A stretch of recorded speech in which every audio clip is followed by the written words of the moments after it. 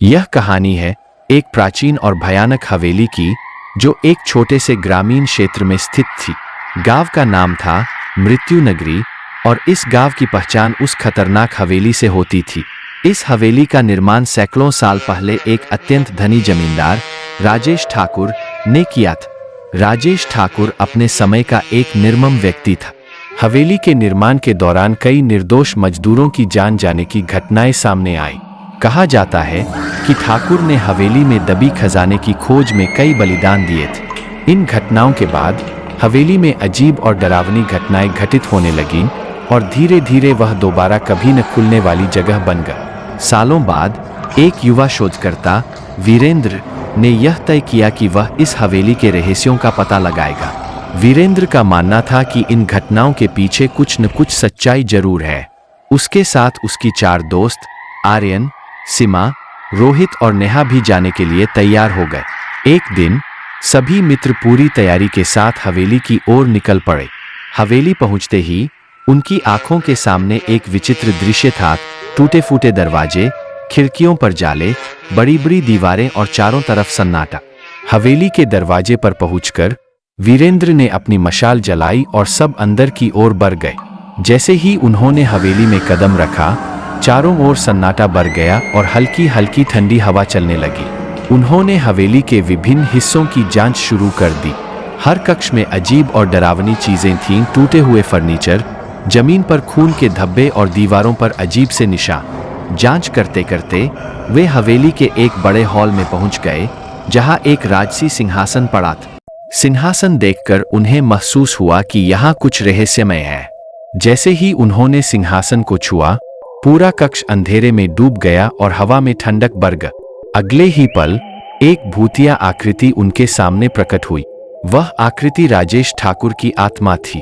आत्मा ने क्रोधित आवाज में कहा, इस हवेली में तुम्हारा स्वागत है, लेकिन जो भी मेरे रहस्यों को जानने का प्रयास करेगा, उसे मुझसे सामना करना होगा। वीरेंद्र और उसके दोस्त डर गए, लेकिन उन्होंने साहस दिखाए। वीरेंद्र ने आत्मा से पूछा, हम यहाँ सच जानने आए हैं। तुम्हें किसी विशेष कारण से शापित किया गया है। हम कैसे मदद कर सकते हैं? आत्मा ने बताया, मुझे मेरे कुकर्मों की सजा मिली है। मैंने कई निर्दोषों की बलि दी थी। अगर तुम मेरे हाथों मारे गए निर्दोषों की आत्माओं को शांति दिला सकते हो, तो मैं भी इस शाप से मुक्त हो सकता हूँ। वीरेंद्र और उसके दोस्तों ने आत्मा की बात मानी और ठान लिया कि वे निर्दोषों की आत्माओं को शांति दिलाने के लिए कुछ भी करेंगे। उन्होंने हवेली के तहखानों की ओर कदम बढ़ाए, जहां कहा जाता था कि उन निर्दोषों की आत्माएं बंद थी। तहखाने में प्रवेश करते ही एक भारी दरवाजा उनके सामने आया, जिसे खोलने के लिए उन्हें ऊपरी मंजिल से चाबी लानी पड़ी। ऊपरी मंजिल पर पहुंचते ही उन्होंने एक पुराने संदूक में वह चाबी पा। चाबी लेकर वे तहखाने में वापस आए और दरवाजा खोला। जैसे ही दरवाजा खुला, उनके सामने भयानक दृश्य प्रकट हुआ। तहखाने के अंदर खून के धब्बों से सनी दीवारें, भूमि और जगह हवेली के निर्माण के दौरान मारे गए मजदूरों की आत्माएं घूम रही थी। आत्माएं बहुत दुखी थीं और उनके चेहरों पर दर्द झलक रहा था। वीरेंद्र ने आत्माओं से बात की और उन्हें शांति दिलाने का आश्वासन दिए। वीरेंद्र और उसके दोस्तों ने आसपास के मंदिर से पवित्र जल और मंत्र लेकर आत्माओं की शांति के लिए पूजा की। पूजा के बाद आत्माओं के चेहरे पर शांति झलकने लगी और वे धीरे धीरे अदृश्य हो गई।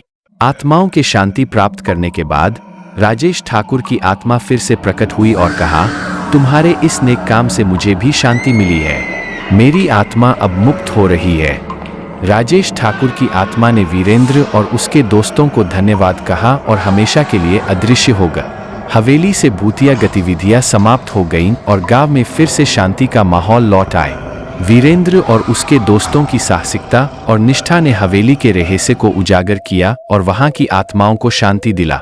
इस घटना के बाद शापित हवेली अब शांति हवेली के नाम से जानी जाने लगी और वीरेंद्र और उसके दोस्तों की कहानी हमेशा के लिए यादगार बन गई।